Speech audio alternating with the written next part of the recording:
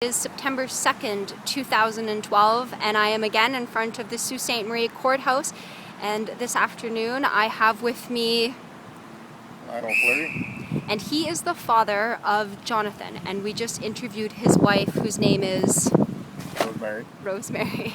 So why don't you tell me a little bit about your story, and I'd like to hear your side of Jonathan and the struggle for him. Well, I guess it started as they assumed that I stepped back from my son because I didn't care. You know how they turn your words around and so on and so forth. But I did stand back because he had leukemia. I mean, as a father, I believed, as much as there's always a disagreement between the ex-partners and such and families, I figured the wisest thing for a little boy that's sick like that, as a loving dad, was to stand back.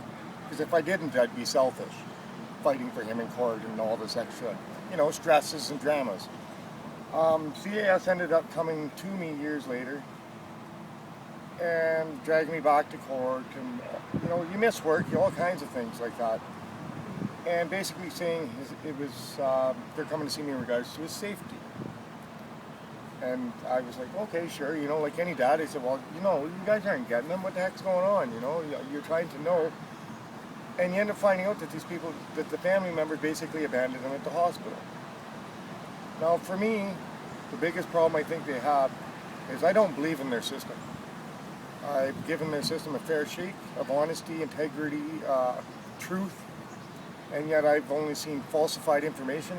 They falsified my signature on one occasion to say I basically signed away my custody, which that would never occur in any circumstance, even with my oldest son now. So basically we were trying to get him home, thinking, okay, we'll work with you. So we gave him a couple opportunities. We started to find they were turning our words around. They were taking beautiful, understanding, loving situations and making them look like blah or worse.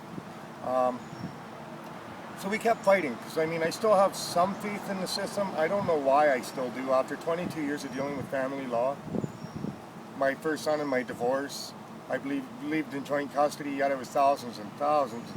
It was a struggle for most of my life. Your oldest son is 22, correct? Yes. And you were alienated out of his life? Pretty much from the age of 10. Forced out by?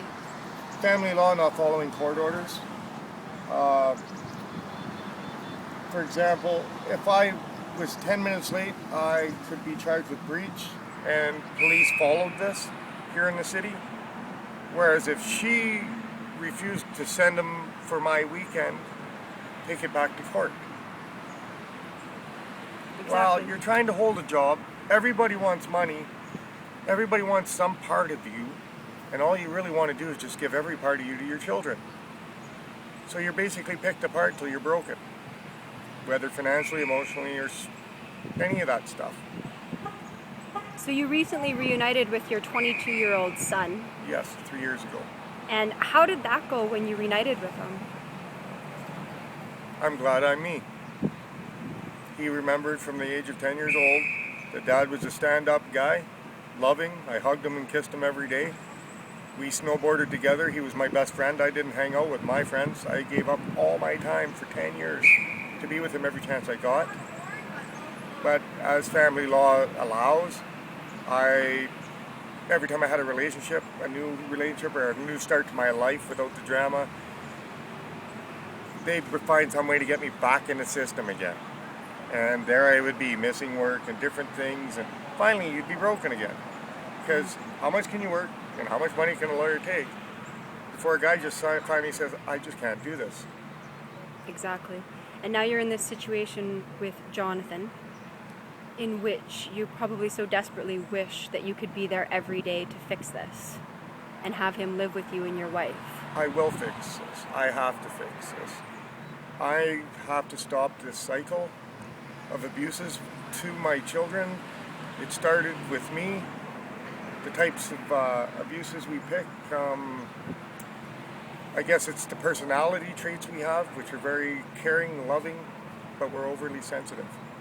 I guess that could backfire sometimes because you get offended very easy amongst people because of lack of politeness or manners. And then on the other hand, if you learn good coping skills, you can work with all of that. Whereas my children have been kind of the product of medication to modify behaviors. My oldest no longer takes any of those types of drugs, from Ritalin, one to focus, one to wake up, one for his heart to slow down. Because I am a naturopathic type fella, I do believe in herbal remedies. I believe in the cures for cancer. I believe God gave it all here for us in the first place. He no longer does any of these drugs. He's more of a herbal believer himself. Wonderful. As for my son, that doesn't say, because I mean, as an adult, we all have our correct choices. As adults, we make those. As a child, I don't believe that saying he has these problems when within our own family, those aren't problems, they're blessings. It is a blessing to be high energy. My 5-year-old granddaughter can walk a quarter mile up a mountain, straight up. How many 4-year-olds do you know in this city that can walk a mountain with their grandfather? Probably not very many. Exactly. And most of our children are all like this. So if you're stating he's high-strung or has these issues, and obviously you're proving again and again, CAS, that what you're doing doesn't work, then why not send him home to his siblings and his other family members? Try something that does. Give you a chance. I've stated this before. I will never sign anything for these people ever again. I don't believe in their system in any form. They are a system. They are not a law. I also believe that I will have to fix, as I am fixing now my first son still. As a young father, adult, and even the other boys, I'm fixing them now. I'm fixing them to show them that there's ways of having different types of integrity. There's ways of being different types of honesty for the right reasons, you know. I'm showing them how to be stronger men and better men, what to take, because what you accept in this life is what you will always get. When you've had enough accepting, it's time to fight back. You will start making changes, and everything changes with that fight. So with Jonathan, basically, I want to stop. They think I want to fully stop his medications. They believe I did that to my oldest son, but he's written a letter to state my dad never ever stopped my medication. My mother, who is now a nurse here in the city, but wasn't at that time, refused to send his medication on home visits. So with Jonathan, every time I hear a behavior very similar to our own, because my son's like myself, the oldest, I'm like that, my stepson, Kyle, who's deaf, is like that, and Jonathan's like that. You see it, that he's emotional, he's reaching out, he's crying now, he's being abused by these very same people, and he's crying out to different people that call themselves educated in this city, from psychologists to psychiatrists to social workers, and I'm thinking to myself, amazing, this many so-called educated people, and they can't even figure it out. And you're his father. And I'm his father. And they don't even take your word. They don't even want my wife in the picture. They do not want me to have any support of any form. They don't want me in that building or any of these buildings here unless I'm by myself. So you would say that right now, the family court as well as the children's aid of Algoma is participating in alienating you from your child. Most definitely. Most definitely. And contributing, would you say, to the abuse of your child? That's a definite. That's a definite. I have a no access order. Yet they all play with my son, like visit, oh, if you come and see us, we'll work with you, you know, all these different things. And I'm still sitting here looking at them like, are you kidding? You can circumvent a no access order at a whim? You cannot do this in court in 2 years. You cannot tell me that as eight social workers or whatever, not even social workers, pardon the pun, that's an insult to actually good social workers, because there are good social workers out there.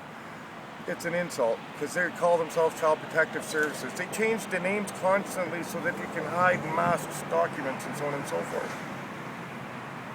But they got to stop this. Jonathan, they say Jonathan needs focus, he needs order. I run a homestead. I have pigs I water 3-4 times a day like children. I have goats, ducks, geese, dogs. They all have names. They all are our children, not including our children and grandkids.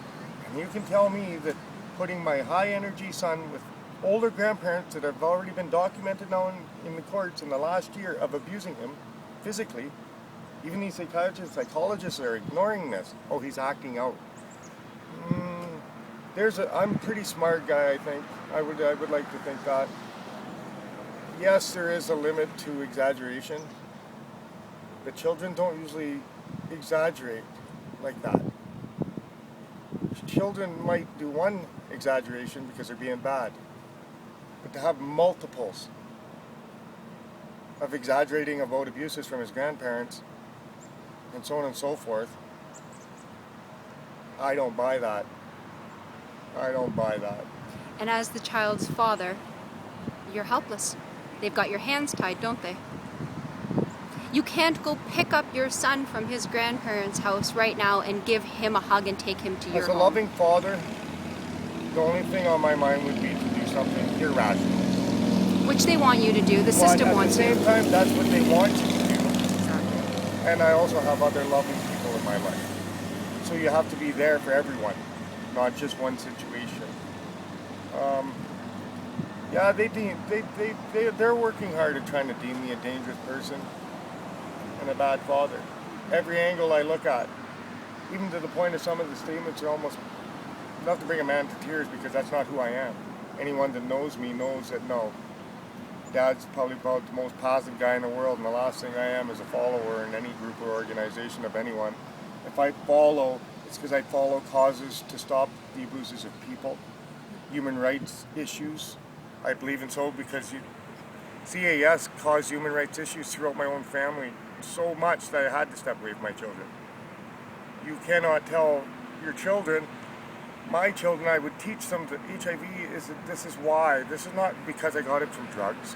Some can construe these things by lack of education. I would have taught them it's because no, Dad made the mistake of wanting to be loved by the wrong person. That's all it was for me. It's that simple. They brought that up in public courtroom before they had these private courtrooms.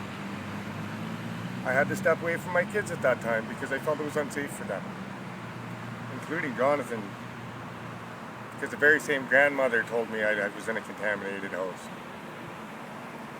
So moving forward, if we're to end this conversation, what can we say moving forward? The best advice that we can give to Jonathan, who will one day see this video when he's older, and for all the other mothers and fathers that are fighting the Children's Aid Society and family law.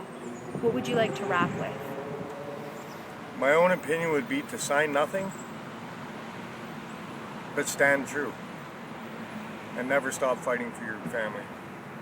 And to Jonathan, in 10 years, you will say, I love you, buddy.